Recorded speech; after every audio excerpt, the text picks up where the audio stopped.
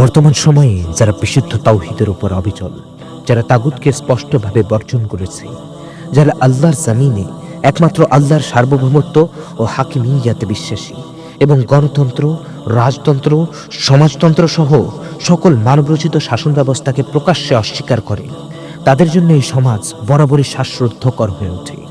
এমন সমাজে তাদেরকে কোণঠাসা করা হয়, আরোপ করা হয় যুক্তিহীন অসংখ্য থিওরি, বিশেষত গণতন্ত্রপন্থীদের পক্ষ থেকে।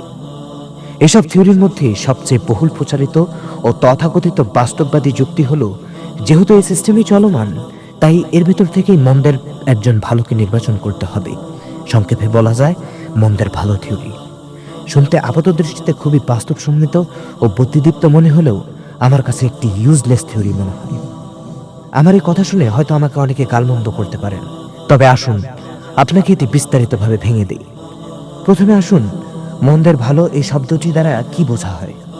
মন্দের ভালো মানে there is no existence of good people, that's why you have to choose someone better bad than more bad.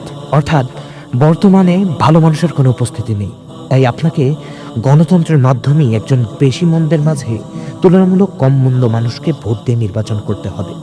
এবার আসুন এর অনিবার্য ফলাফল নিয়ে ভাবি। যাকে আপনি মন্দের ভালো ভেবে ক্ষমতায় আনছেন, সে কিন্তু সেখানে পৌঁছায় এই পূর্ণ সচেতনতা নিয়েই যে জনগণ তার ভালো দিকগুলো দেখেই নয়, তার খারাপ দিকগুলো জেনেও তাকে গ্রহণ করেছে। অর্থাৎ সে জানে সীমিত মন্দতাও সামাজিকভাবে বৈধতা পেয়েছে। তখন তার মনে এই প্রশ্ন জাগা স্বাভাবিক, একটু মন্দ করলে ক্ষতি কি? এভাবেই শয়তানের ধাপে ধাপে প্ররোচনায় সে সামান্য বিচ্যুতি থেকে শুরু করে চূড়ান্ত দুর্নীতি ও স্বৈরাচারের দিকে ধাবিত হয়। আর যদি কেউ বলেন না, আমরা তাকে ভালো করেছি, সে এমন করবে না, তবে আমরা আপনাদেরকে বিগত 100 বছরের গণতন্ত্রের ইতিহাস দেখাতে চাই। দেখুন আর আমাদের মাঝে খুঁজে বের করে দিন গণতন্ত্রের ইতিহাসে এমন একজন শাসকের নাম, যিনি মন্দের ভালো হিসেবে ক্ষমতায় গিয়ে শেষ পর্যন্ত দুর্নীতিমুক্ত ও ন্যায়পরায়ণ হিসেবে থাকতে পেরেছেন। দ্বিতীয়ত, এই থিওরির আরও ভয়াবহ একটি ক্ষতি রয়েছে। এটি ধীরে ধীরে মানুষের চিন্তা জগৎকে এমনভাবে নর্মালাইজ করে যে ভবিষ্যতে ভালো আর কোনো অনুসন্ধানের বিষয়ই থাকে না।